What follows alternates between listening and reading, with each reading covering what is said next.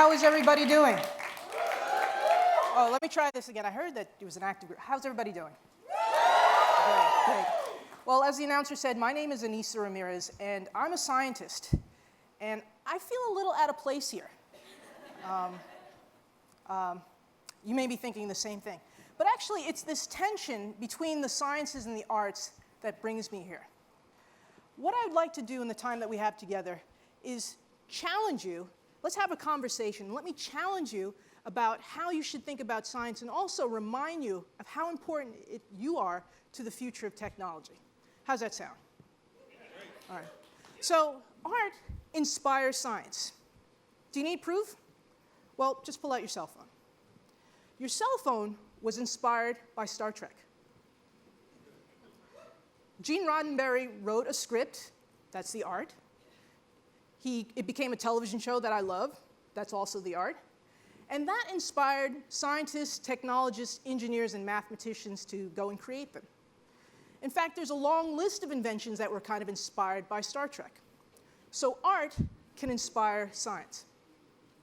And it continues to do this today. You may have heard of Spider-Man. Spider-Man is a character that can walk on walls and create webs. Well, we're able to do this in the laboratory today. And a few years ago, in the 1960s, there was a movie called Fantastic Voyage. You might remember this. All right, some folks in the 60s?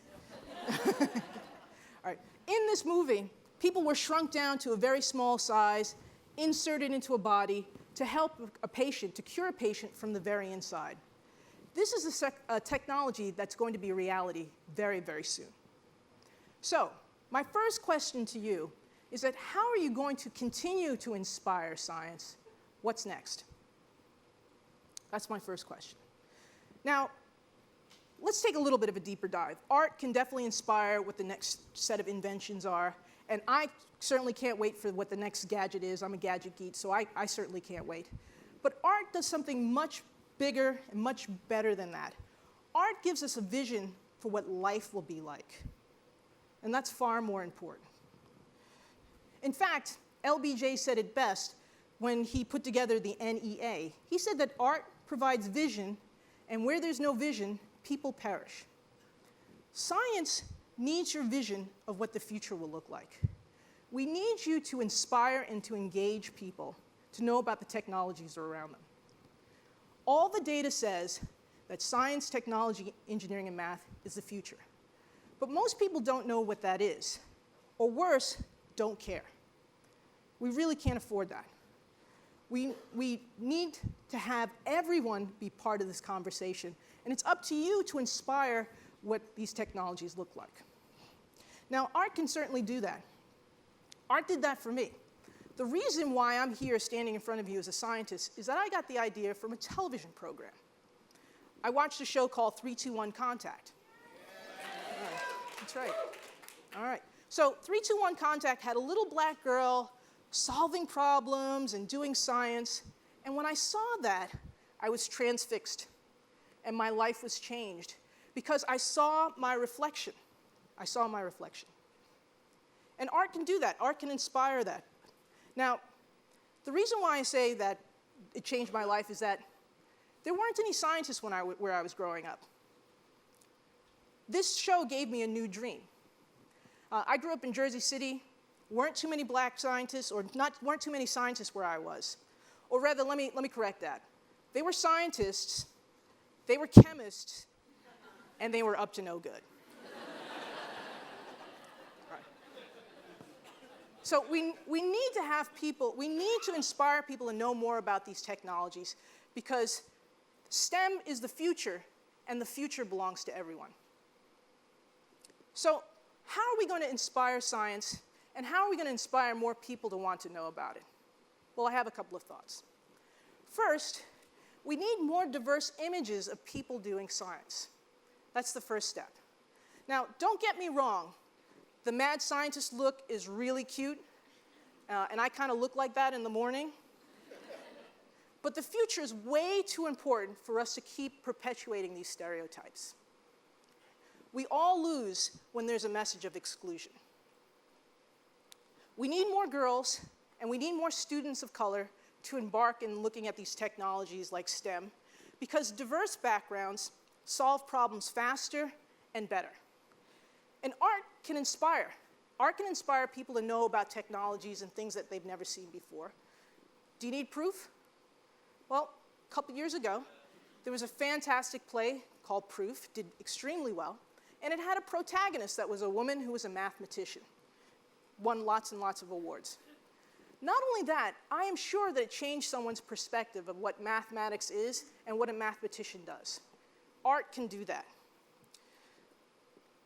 We need to inspire people to think about these things in new ways.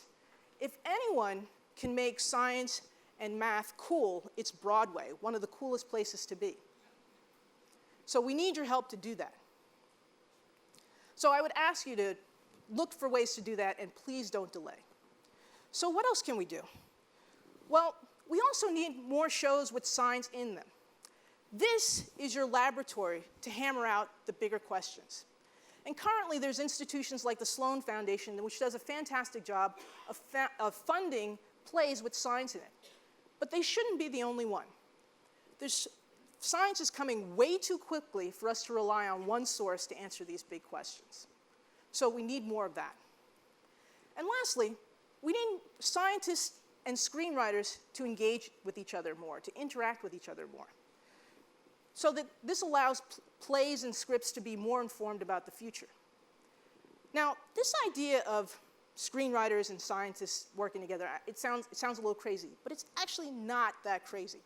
A couple years ago, I was a science consultant for the American Film Institute, AFI. And I actually loved that gig. I really did. And I was surprised by it. I'll tell you why I was surprised. I found out that scientists and screenwriters are actually from the same tribe. We have the same habits.